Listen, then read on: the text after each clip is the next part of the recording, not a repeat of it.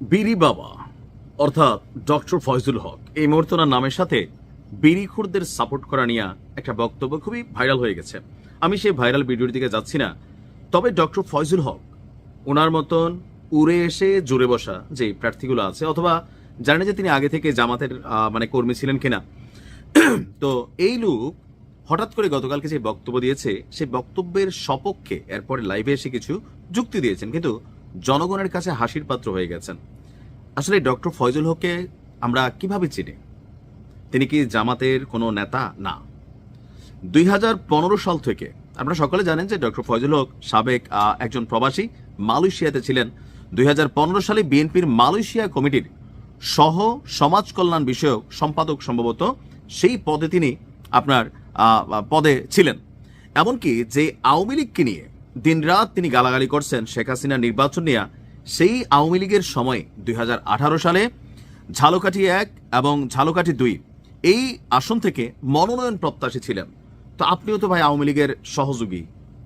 ওই 2018 সালে যারা নির্বাচনে গেছে তাদের নিয়ে যদি সমালোচনা হয়, তা আপনি তো সেই নির্বাচনে বিএনপির পক্ষ থেকে মনোনয়ন চাইছিলেন, আপনি পান নাই, আপনাকে দেওয়া হয় নাই। কারণ প্রথম থেকেই আপনি জামাতের লোক, এটা কিন্তু বিএনপির নেতাকর্মীরা বুঝতে পারত। সোশ্যাল মিডিয়াতে ডক্টর ফয়জুল হককে আমি যখন থেকে চিনি, প্রথম থেকে আমার কাছে মনে হয়েছে তিনি আসলে বিএনপি না, তিনি হচ্ছেন জামাত ঘেঁষা। তবে দিন শেষে জামাত ঘেঁষা হিসেবে তিনি যেভাবে পদত্যাগ করলেন বা জামাতের ঝালকাঠি 1 আসন থেকে নির্বাচন করার জন্য প্রচার প্রচারণা চালাচ্ছেন, সেইখানে ওনার অ্যাক্টিভিটিস এখন জামাতকে ডুবাবে। ওনার বিভিন্ন বিষয় সামনে আসে, ফেসবুকে আমরা যখন দেখি তখন মনে হয় যে অনেক ক্ষেত্রে অতিরঞ্জিত বা নিজেকে হঠাৎ করে জামাতের একটা বড় লেভেলের থট নিয়ে গেছেন। উদ্ভট কথাবার্তা তিনি ইদানিং কিন্তু বলেন। আর বিড়ি নিয়ে তিনি কোনোভাবেই, ভাই দেখেন, আপনি বললেন যে ইসলাম জামাত, আমি এগুলোর দিকে যাইতে চাই না, কিন্তু আপনার বক্তব্যগুলা সেই প্রথম থেকে আপনার হালকা হালকা মনে হইতো আপনি আসলে কথাবার্তা যা বলার একটা উদ্দেশ্য প্রণোদিত। তো সেই উদ্দেশ্য প্রণোদিত যে কথাবার্তা, আপনি আওয়ামী লীগের সময় নির্বাচন করতে চাইছেন, বিএনপি থেকে আপনি এইবার পদত্যাগ করছেন মাত্র কয়েকদিন আগে।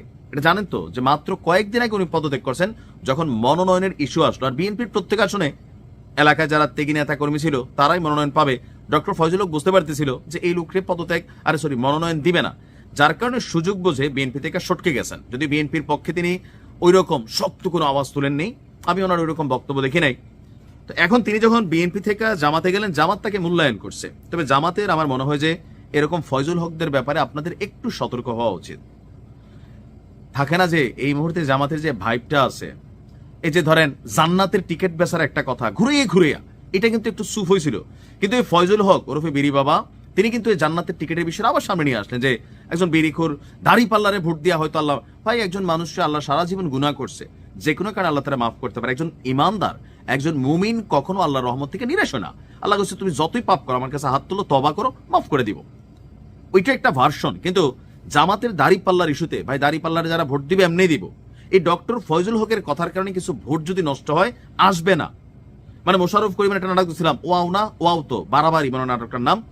ওনার যে রাজনৈতিক নির্বাচনী প্রচারণা, জামাতের একজন নেতাকর্মী হিসেবে আপনি, আরো তো আমি সারা বাংলাদেশে কত জামাতের লোক আছে, আমার এলাকাতে আছে ডক্টর মোবারক হোসেন, সুন্দরভাবে ওনার চলাফেরা, যেমন ডক্টর তেমন তার আচার ব্যবহার, কথাবার্তা, মাধুর্যতার মধ্যে আসে যে একজন ডক্টরের ডিগ্রিধারী লোক। তো তিনিও তো একজন ডক্টর। আমি আমার এলাকার কুমিল্লা পাশের কথা বলছি।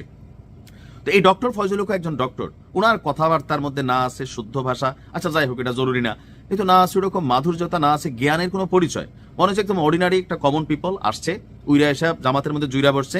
জামাতও কি বুঝা হচ্ছে সোশ্যাল মিডিয়াতে জনপ্রিয়তা, সেখানে সম্ভবত এই ফয়জুল হকরে টিকিট দিয়ে দিচ্ছে, নাকি ঝালকাঠি 1-এ জামাতের ফয়জুল হকের থেকে কোনো ভালো নেতা ছিল না। ফয়জুল হক সারা জীবন বিএনপি করছে, গেল কয়েকদিন আগে সিটের লোভে আওয়ামী লীগের সময় সে নির্বাচন করতে চাইছে। মানে কতটুকু ভালো মানুষ আমরা তো এখন বুঝতে পারতেছি, তাই না ভাই? আপনি মুখ বন্ধ রাখেন, কথা কম বলেন।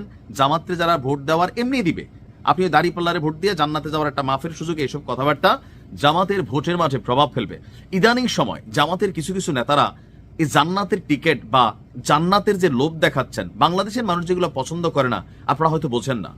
আওয়ামী লীগকে বিভিন্ন কারণে করে না, বিএনপিকে করে না, জামাতরে এই জান্নাতের টিকিট নিয়ে করে না। চরমোনাই আগেই বাটে ছিল, এখন আপনারা পড়ছেন।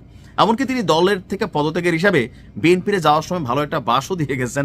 তিনি লিখছেন যে আমি পাথর দিয়ে মানুষ হত্যা, সন্ত্রাস, চাঁদাবাজিকে ন্যূনতম সমর্থন দিতে রাজি নই। অর্থাৎ বিএনপি গুলা করে, তিনি তার এই পোস্টে লিখছিলেন যে বিএনপি থেকে পদত্যাগের কারণ, তার মানে বিএনপি এগুলা করে, আর এগুলার কারণে তিনি বিএনপির মতাদর্শ থেকে সরে গেছেন। কিন্তু 2018 সালের নির্বাচনের টিকিট খুঁজছেন, 18 পরে যে নির্বাচন হয়েছে এই নির্বাচনে তো আর বিএনপি যায়ও নাই, টিকিটেরও সুযোগ ছিল না। এখন যে নির্বাচন হতে যাচ্ছে এটাতে তার টিকিট দরকার, এই কারণে বিএনপি থেকে চট করে সটকে গিয়া। তো কেউ কেউ বলছেন যে তিনি আগাগোড়া আসলে জামাতেরই এজেন্ট ছিলেন, এটা বুঝতে অনেকের একটু কষ্ট হয়েছে, সময় লাগছে, কারণ এই লোক বিএনপির নেতা কর্মীরা কেউ কিন্তু মানতে চায় না। বাট যেমনি যেমনি হোক, আপনি জামাতের এখন মনোনীত প্রার্থী, কথাবার্তা শব্দ চয়নে জান্নাতের টিকিট বেচা বন্ধ করে আপনি জামাত কি করবে পাশ করলে সেটা বলেন, রাজনৈতিক এজেন্ডা বলেন, আখিরাত, ধর্ম ব্যবসা, আপনার কারণে কিন্তু এই ধর্ম ব্যবসা শব্দটা চলে আসছে। এগুলো মানুষকে বিভ্রান্ত করা, প্রতিক্রিয়া হবে ভাই। ভালো থাকুন। সমালোচনা আপনিও সবার করেন, আপনারও করলাম, নিশ্চয়ই আপনি গ্রহণ করবেন।